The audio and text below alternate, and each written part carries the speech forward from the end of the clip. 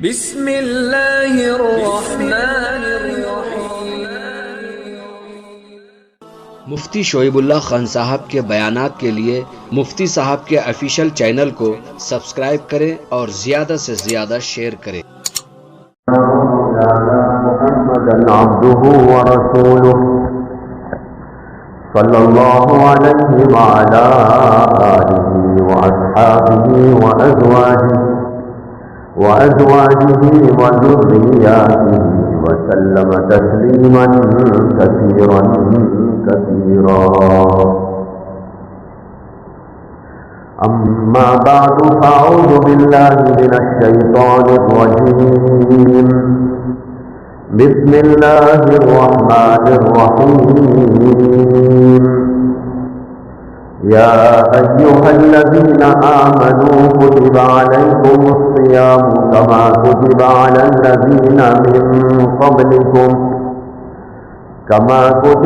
الذين من قبلكم لعلكم تتقون.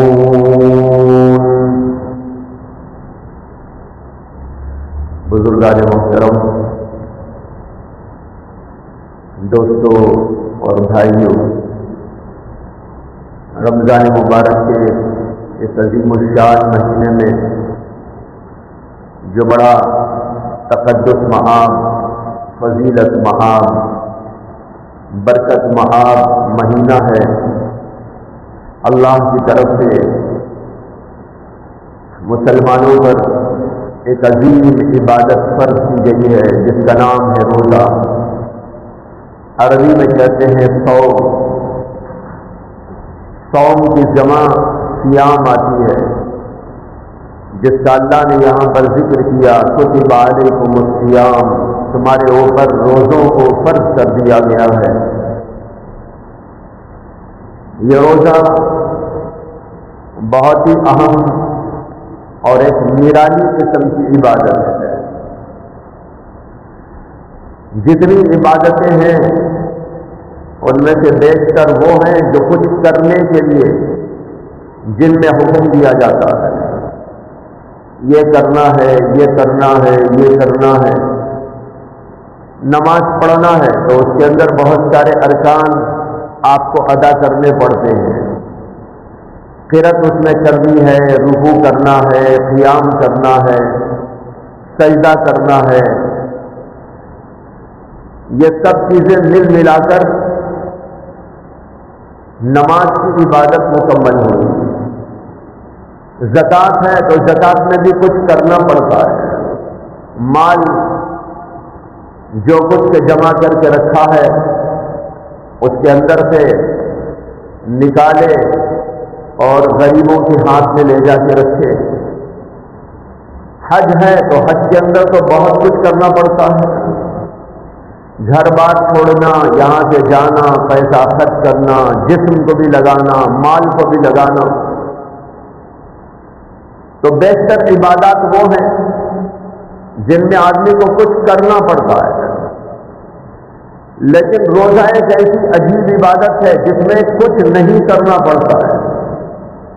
بغیر کچھ کیے وہ عبادت انجام پاتی ہے. اس لیے آپ یہ نہیں کہہ سکتے کہ روزے میں مجھے یہ کرنا ہے. روزے تو مجھے نہیں کرنا ہے. کیا نہیں کرنا ہے؟ کھانا بھی کھانا ہے، پانی نہیں پینا ہے، خواہشات انجام نہیں دینا ہے.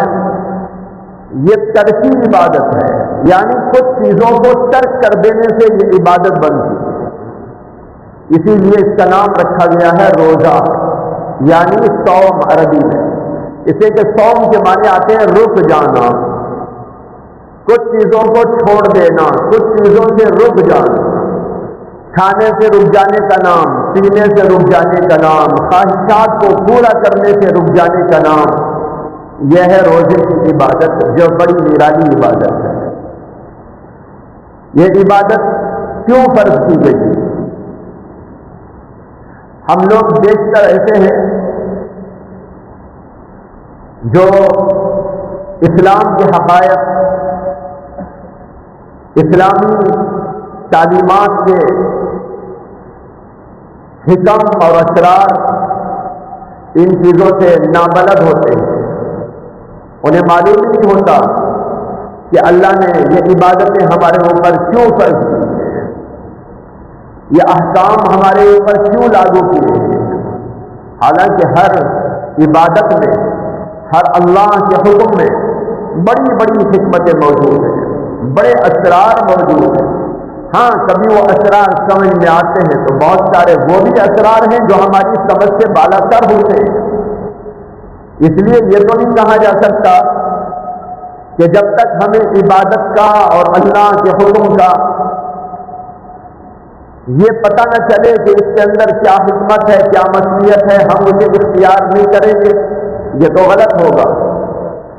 لیکن یہ جاننے کی کوشش اچھی ہوتی ہے کہ اللہ نے اس کے اندر کیا حکمت رکھی ہے اور کن وجوہات کی بنا پر اللہ کی طرف سے ہمارے اوپر یہ احکامات لاگو کیے۔ حضرت شاہ ولی اللہ محدث دہلوی جو بڑے عظیم محدث، بڑے فقیہ، بڑے صوفی اور بزرگ گزرے ہیں، انہوں نے ایک کتاب لکھی ہے، اس کا نام ہے حجت اللہ البالغہ۔ اس کتاب کے اندر انہوں نے دین کے تمام احکامات کی حکمتوں کو، اس کے اسرار اور اس کی وجوہات کو درج کیا ہے، جو دنیا کی ایک انوکھی کتاب مانی جاتی ہے۔ اس کے اندر تمام ہی شریعت کے اسرار اور اس کی حکمتوں پر بحث کی گئی۔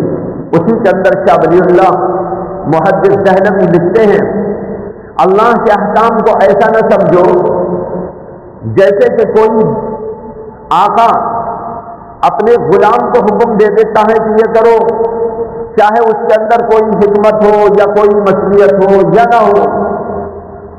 وہ محض کبھی کسی کو حکم دے دیتا ہے کہ یہ کرو، اس کے پیش نظر کوئی حکمت نہیں ہوتی، کوئی مصلحت نہیں ہوتی۔ اللہ کے حکم کو ایسا نہ سمجھو، بلکہ اللہ کے جتنے احکام ہیں اس کے پیچھے بڑے اسرار ہیں، بڑی حکمتیں ہیں۔ اس لیے جو کچھ اللہ کی طرف سے احکام آتے ہیں تو اس کے اندر بڑی بڑی حکمتیں موجود ہوتی ہیں، اور حکمتیں بھی اتنی نرالی اور اتنی پیاری کہ آدمی اس کے اوپر غور کرے تو قرآن پر، حدیث پر، دین پر، شریعت پر اپنے آپ کو نچھاور کرے۔ غیروں کے دین کو آپ دیکھتے ہیں کہ کس قدر غیر معقول دین ہے، جو ہنگامہ رہی ہوتی ہے، نہ اس میں عبادت، نہ اس کے اندر اللہ کو خوش کرنے کا کوئی جذبہ، بلکہ تکلیف ہی تکلیف، پریشانی ہی پریشانی، ہنگامہ ہی ہنگامہ۔ ابھی چند دنوں سے جو ان کا تہوار چل رہا ہے اس کے اندر ہم دیکھتے جا رہے ہیں کہ دنیا میں کیا ہو رہا ہے، فساد کے سوا کچھ نظر نہیں آتا۔ دین اسلام اتنا پیارا دین ہے، اس قدر بہترین دین ہے کہ اس کی ہر چیز کے اندر آپ دیکھیں گے تو معقولیت نظر آئے گی، اس کے اندر بڑے بڑے اسرار نظر آئے گی، بڑی مصلحتیں نظر آئے گی، کوئی غیر معقول بات وہاں پر نظر نہیں آئے گی۔ اس لیے دین اسلام کے احکام کے اندر ہر جگہ پر آپ دیکھتے ہیں کہ پیار ہے، محبت ہے اور انسانیت ہے، تہذیب ہے، اخلاق ہے۔ ہر اعتبار سے آپ دیکھتے چلے جائیں، نماز کا انداز دیکھو کیسا پیارا ہے، دیکھنے والا متاثر ہوئے بغیر نہیں رہ سکتا۔ کیسی ترتیب ہے، کیسا انداز ہے، اللہ کی طرف دھیان ہے، اللہ کے سامنے عاجزی کے ساتھ کھڑا ہونا ہے اور اللہ کے سامنے جھکنا ہے۔ کسی کو کوئی تکلیف نہیں، کسی کو کوئی پریشانی نہیں۔ انسان یہ عبادت انجام دیتا ہے تو اس کا خدا بھی خوش ہوتا ہے، اور حقیقت پسند انسان اس کو دیکھتا ہے تو وہ انسان بھی خوش ہو جاتا ہے۔ اسی طرح آپ تمام عبادات کو دیکھتے جائیں، تمام احکامات کو دیکھتے جائیں، اسی کے اندر روزے کو دیکھیں۔ روزہ کیسی پیاری عبادت ہے، اس کے اندر آدمی کو حکم دیا گیا ہے کہ تم روزہ رکھ کر کوئی غلط کام کر ہی نہیں سکتے، ظلم نہیں کر سکتے، برائی نہیں کر سکتے، گھٹائی نہیں کر سکتے۔ یہ پیار والی عبادت ہے، یہ اخلاق والی عبادت ہے، یہ انسانیت والی عبادت ہے، یہ اللہ سے ملانے والی عبادت ہے۔ اس عبادت کا ہر جز ایسا ہے کہ اس کو دیکھ دیکھ کر انسان کے اندر اچھائی پیدا ہو. اسی لیے حکم آیا کہ اللہ تعالیٰ نے کہا لعلکم تتقون، روزہ تمہارے اوپر فرض کیا گیا. کیوں فرض کیا گیا؟ لعلکم تتقون، تاکہ تمہارے اندر تقویٰ پیدا ہو جائے. معلوم ہوا کہ تقویٰ پیدا کرنے کے لیے یہ عبادت مشروع کی گئی. اور تقویٰ کیا ہے؟ برائی سے بچنے کا نام، ظلم سے بچنے کا نام، غلط کاری سے بچنے کا نام، بے حیائیوں سے بچنے کا نام، اور تمام قسم کے گناہ، کوئی بھی گناہ ہو، انسان سے متعلق گناہ ہو یا مخلوق کے متعلق گناہ ہو، حقوق العباد سے ان کا تعلق ہو یا حقوق اللہ سے ان کا تعلق ہو، ان تمام قسم کے گناہوں سے انسان کا بچ جانا یہ ہے دراصل تقویٰ. اللہ کہتے ہیں لعلکم تتقون، تمہارے اندر تقویٰ پیدا کرنے کے لیے تم کو روزے کا حکم دیا گیا ہے. تو معلوم ہوا بھائیوں، یہ عبادت بھی بڑی پیاری عبادت اور اس کے اندر حکمتیں ہیں اور مصلحتیں. میں ان میں سے دو چار باتیں، علماء نے تو بہت لمبا کلام کیا ہے اور اس کے اوپر کتابوں کی کتابیں لکھی گئی ہیں. یہاں پر مختصر طور پر چند باتیں عرض کرنے کی کوشش کروں گا جس سے ہمیں یہ سمجھ میں آئے گا کہ پیاری سی عبادت اللہ نے ہمارے اوپر کیوں فرض کی ہے اور اس کے اندر کیا حکمتیں اور کیا مصلحتیں ہیں. سب سے پہلی حکمت اور مصلحت تو یہ ہے کہ انسان کے اندر روحانیت کو غالب کیا جائے اور ملکوتی صفات یعنی فرشتوں والی صفات کو غالب کیا جائے. یہ اس کی سب سے اہم وجہ ہے اور اہم اس کا راز ہے اور حکمت ہے جس کی بنیاد پر روزے کو فرض کیا گیا. اس کو آپ یوں سمجھیے کہ انسان کے اندر کئی طرح کی صفات اللہ نے جمع کر رکھی ہے. یہ اللہ کی حکمت ہے. اس کے اندر آپ دیکھتے ہیں کہ حیوانی صفات بھی موجود ہیں. اس کے اندر ہم دیکھتے ہیں کہ درندوں والی صفات بھی جمع ہے. اس کے اندر دیکھا جاتا ہے کہ شیطانی صفات بھی جمع ہے اور اسی کے اندر یہ بھی دیکھا جاتا ہے کہ اس کے اندر ملکوتی یعنی فرشتوں والی صفات بھی موجود ہے. یہ چاروں قسم کی صفتیں انسان کے اندر اللہ نے رکھ دی اور اس کی طرف اشارہ دیا قرآن کریم نے اور صاف طور پر فرمایا فَأَلْهَمَهَا فُجُورَهَا وَتَقْوَاهَا. انسان کے نفس کے اندر اللہ نے فجور بھی رکھا ہے، تقویٰ بھی رکھا ہے. تقوی کی صفت بھی اس کے اندر موجود، فجور یعنی فسق گناہ اس کا مادہ بھی اس کے اندر موجود. دونوں قسم کی صفات موجود ہیں. انسان کے اندر ہم دیکھتے ہیں کہ حیوانی صفات. حیوانی صفت کیا ہوتی ہے؟ حیوانی صفت کا خاصہ ہے کھانا پینا، عیش کرنا اور اپنی خواہشات کو پورا کرنا. جتنے جانور آپ کو نظر آتے ہیں، ہاتھی ہو، ریچھ ہو، باغ ہو یا چھوٹے چھوٹے جانور جو ہمارے سامنے رہتے ہیں، گائے ہو، بھینس ہو، کتا ہو، بلی ہو، ان تمام جانوروں میں آپ دیکھیں گے تو ایک ہی ایک بات نظر آئے گی، وہ یہ ہے کہ وہ کھاتے ہیں، پیتے ہیں، اپنی خواہش پوری کرتے ہیں. اس کے علاوہ ان کی زندگی کا کوئی مقصد نہیں ہے. یہ ہے حیوانیت، یعنی اپنی خواہشات کی پیروی کرنا، چاہے کھانے کی خواہش یا پینے کی خواہش یا دوسری خواہش، جذبات، ان چیزوں کو پورا کر لینا یہ مقصد ہوتا ہے حیوانوں کا. اس کے علاوہ کوئی مقصد نہیں. گائے سے لے لو وہی کام، چھوٹے چھوٹے جانوروں کو لے لو وہی کام، چڑیا کو لے لو وہی کام. جتنے جانور آپ کو نظر آئیں گے ان کے اندر آپ کو یہی بات نظر آئے گی کہ بس وہ اپنی خواہشات کو پورا کرتے ہیں. یہی صفت انسان میں بھی رکھی ہوئی ہے. اس لیے انسان بھی کھانا چاہتا ہے، پینا چاہتا ہے اور اپنی خواہشات کو پورا کرنا چاہتا ہے. اپنے جذبات پورے کرنے کے لیے بے چین ہوتا رہتا ہے.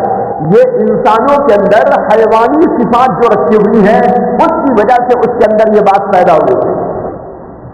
اور اس کے اندر حیوانی صفات بھی ہیں, یہ درندوں کی صفات بھی ہیں. درندے جو جنگلوں میں پلتے ہیں, جنگلوں میں رہتے ہیں, خونخوار درندے, شیر ہے, ہاتھی ہے, باغ ہے, ریچھ ہے, ایسے جانور, ان کی صفت یہ ہوتی ہے کہ یہ مارنا, توڑنا, جھگڑنا, کسی کے اوپر حملہ کر دینا, کسی کو قتل کر ڈالنا, یہ کام ہوتا ہے درندوں کا. شیر یہی کام کرتا ہے, مار دھاڑ, قتل و غارت گیری.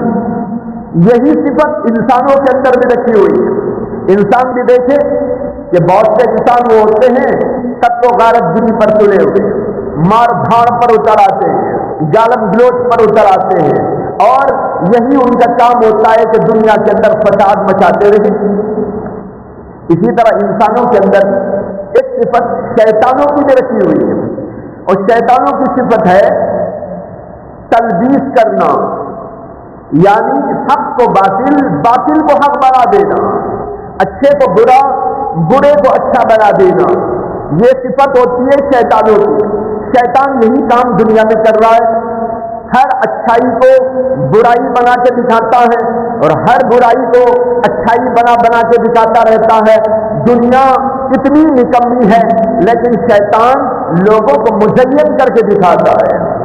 لوگوں کو بڑی اچھی معلوم ہوتی ہے دنیا, حالانکہ بے حقیقت ہے, اینٹ اور پتھر کی یہ دنیا, لیکن اس کے اوپر انسان لڑتے ہیں, جھگڑتے ہیں, مرتے ہیں, سمجھتے ہیں کہ یہی بہت کچھ ہے. اسی طرح حق کو باطل, باطل کو حق بناتا رہتا ہے. دنیا میں ہم دیکھ رہے ہیں بہت بڑے بڑے عقل مند دنیا میں موجود ہیں, لیکن اس کے باوجود بتوں کی پوجا کرتے ہیں. بتوں کی پوجا کسی کی عقل میں آنے والی چیز ہے؟ بتوں کی پوجا اتنی غیر معقول. ایک انسان اپنے ہاتھ سے بناتا ہے, اپنے ہاتھ سے بت کو تراشتا ہے, اپنے سامنے وہ پتھر رکھا ہوا تھا, اس کے اوپر گندگی پڑی ہوئی تھی, اس کو دھویا, اس کے بعد اس کو بنا دیا, اور پھر اسی بے حقیقت پتھر کو, بے جان پتھر کو اپنا خدا سمجھ کر اس کے سامنے اپنا ماتھا جھکا دیتا ہے اور اس کے سامنے ہاتھ جوڑنے لگتا ہے. اتنی غیر معقول حرکت, لیکن کون کر رہا ہے؟ بڑے بڑے گریجویٹ, بڑے بڑے سائنسدان, بڑے بڑے سیاستدان, ملکوں کو سنبھالنے والے, ملکوں کو چلانے والے, بڑے پڑھے لکھے, یہاں سے وہاں تک ریل ٹیل ہے ان کی, لیکن اس کے باوجود اتنی غیر معقول حرکت کر وہ تلے ہوئے ہیں اور بتوں کو اپنا خدا سمجھ کر اس کے سامنے ماتھا ٹکا رہے ہیں. کیا بات ہے؟ شیطان نے ان کو مزین کر کے دکھایا.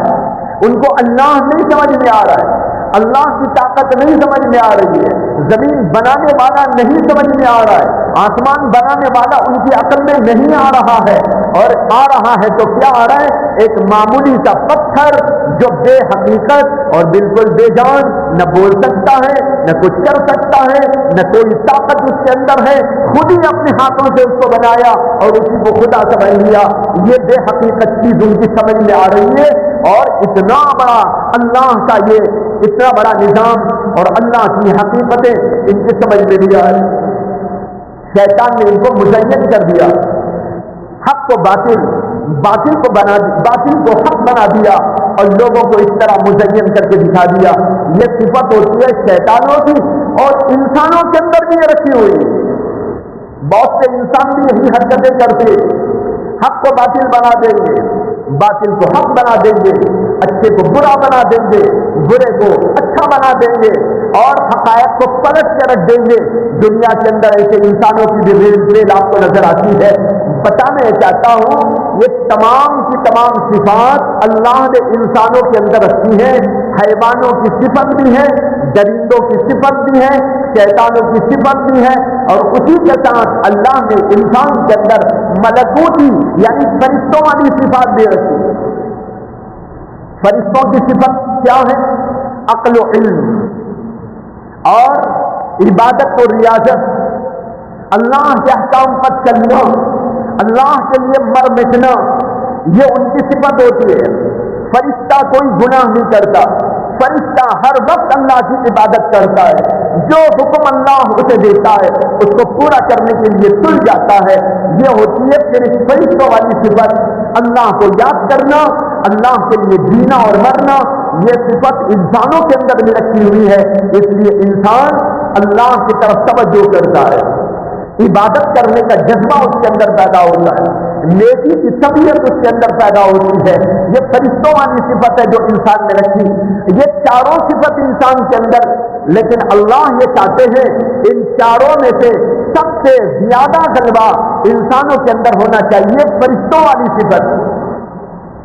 ان کے اندر اللہ کی یاد بس جائے، ان کے اندر نیکی کی صفت غالب ہو جائے، برائیاں مغلوب ہو جائے، حیوانیت ان کی مغلوب ہو جائے، درندوں والی صفات ان کے اندر سے ختم ہو جائے، وہ ظالم بنے نہ رہے.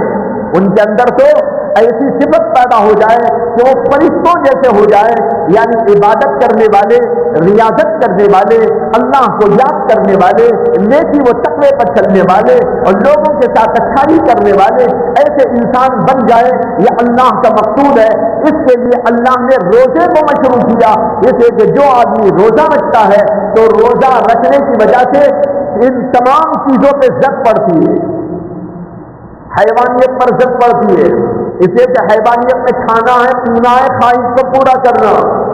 روزے میں اسی پہ پابندی ہے، کھانا مت کھاؤ، پانی مت پیو، کوئی اور چیز نہ کھاؤ اور اپنی خواہشات کو کنٹرول میں رکھو.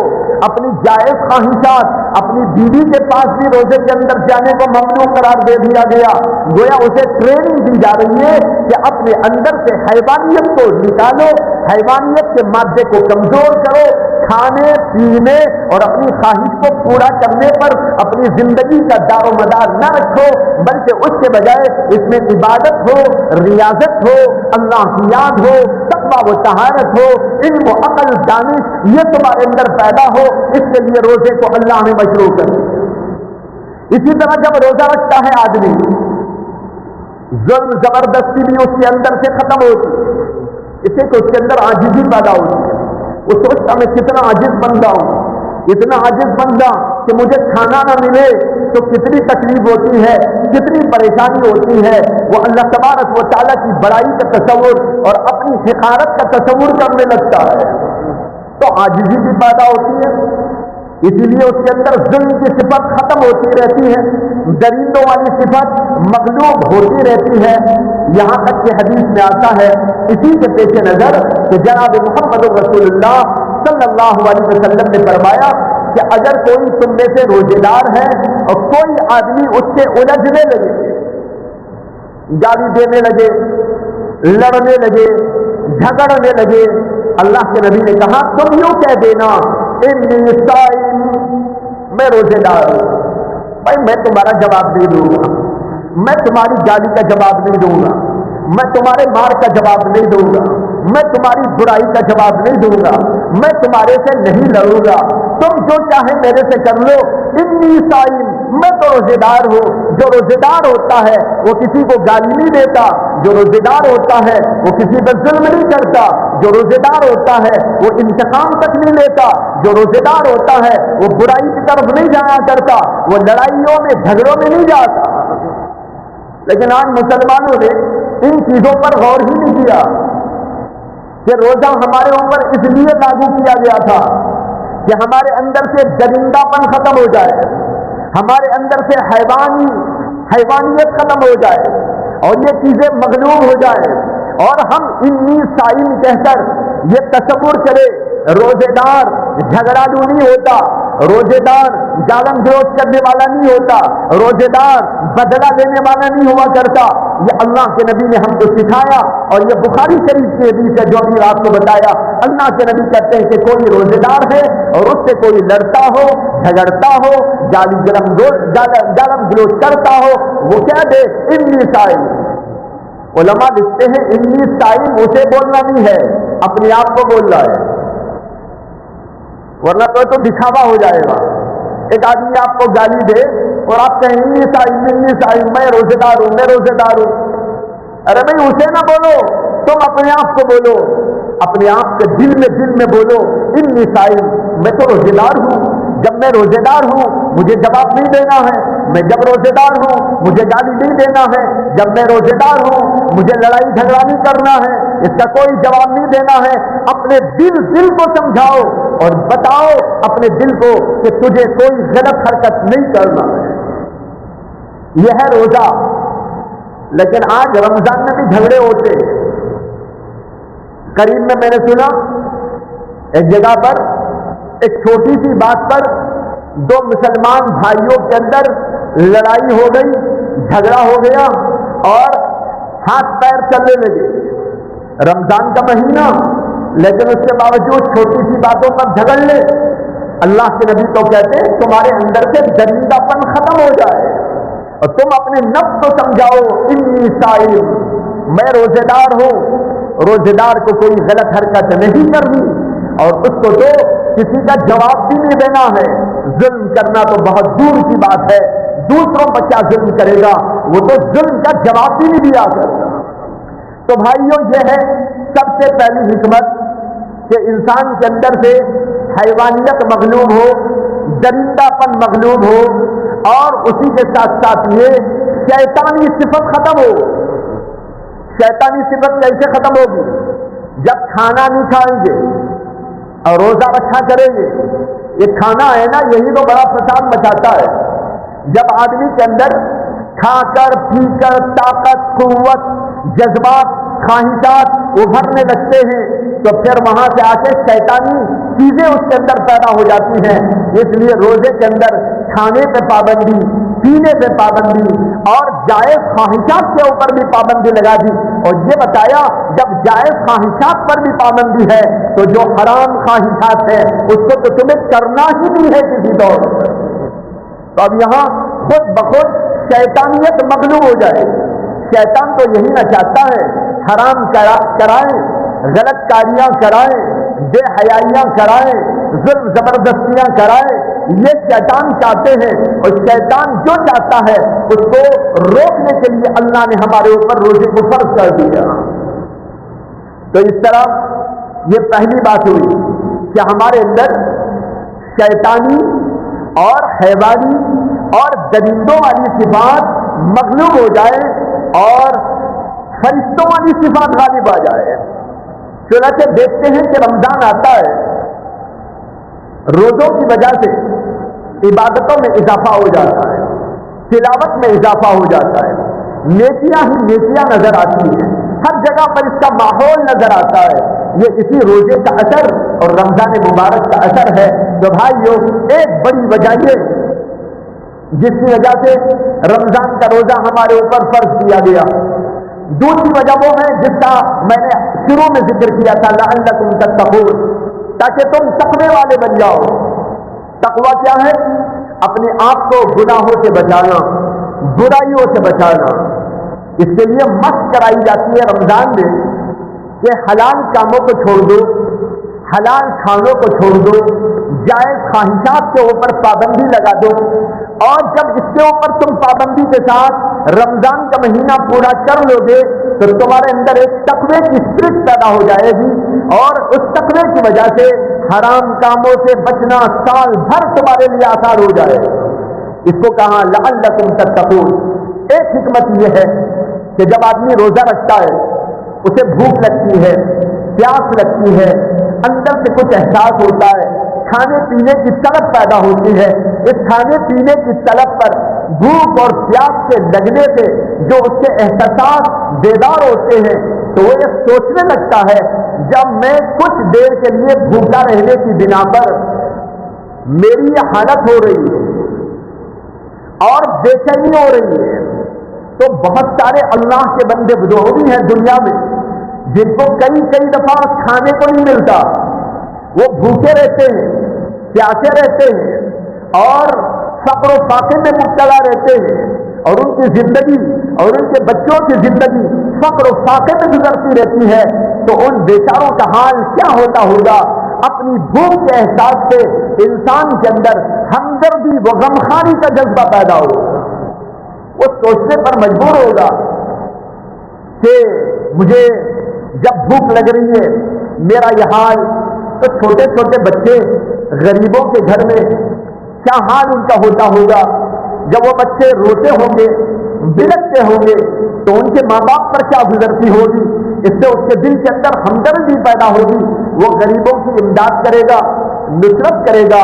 اور اس طریقے پر یہ رمضان کا مہینہ اور روزوں کا مہینہ ہمدردی کا مہینہ اور غمخواری کا مہینہ کہلاتا ہے.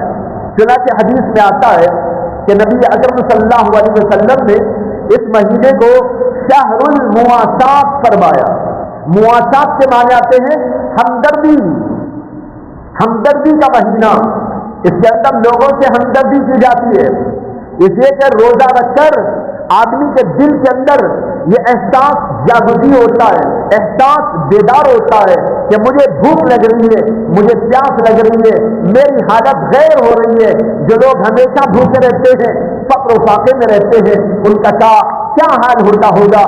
اس کے لیے بے چین ہو کر وہ اس بات کے لیے آمادہ ہوگا کہ لوگوں کی امداد کرے، نصرت اور مدد کرے. یہ ساری حکمتیں ہیں جس کی وجہ سے اللہ نے روزے کو فرض قرار دیا. ہم روزہ تو رکھتے ہیں بھائیوں، لیکن ان حکمتوں کو حاصل کرنے کی فکر نہیں کرتے ہیں. اس لیے روزہ ہونے کے باوجود وہ چیزیں ہمیں حاصل نہیں ہوتی. رمضان آتا ہے، رمضان گزر جاتا ہے، لیکن ہم جہاں رہتے ہیں وہیں رہتے ہیں.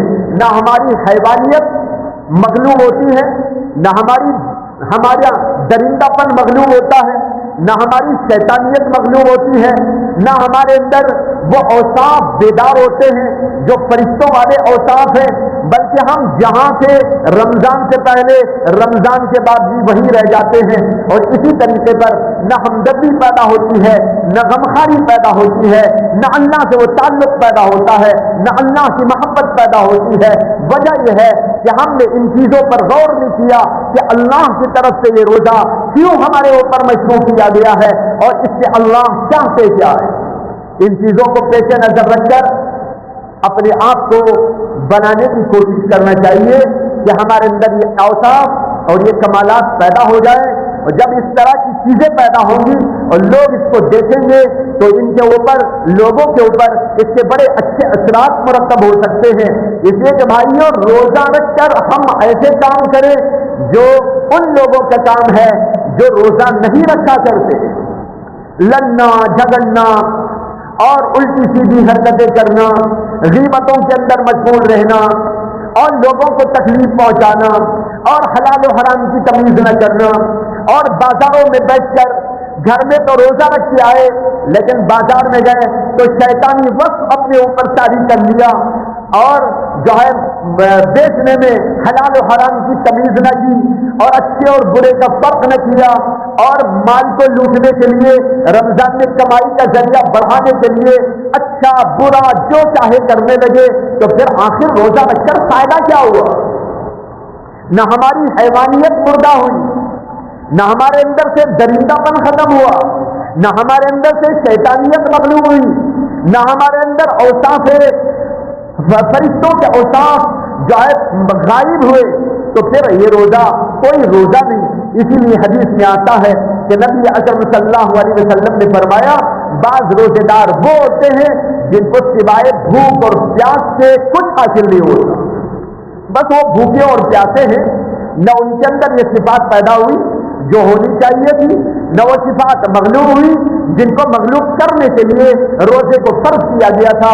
اگر ہم ان سب چیزوں کو ٹھیک طور پر اور سوچ کر سمجھ کر غور و فکر کے ساتھ اور جو حکمتیں اور مصلیحتیں اس میں ہیں ان سب چیزوں کو حاصل کرتے ہوئے ان عبادتوں کو انجام دیں گے تو اس کے بڑے اچھے اثرات باہر کے لوگوں پر مرتب ہوں گے.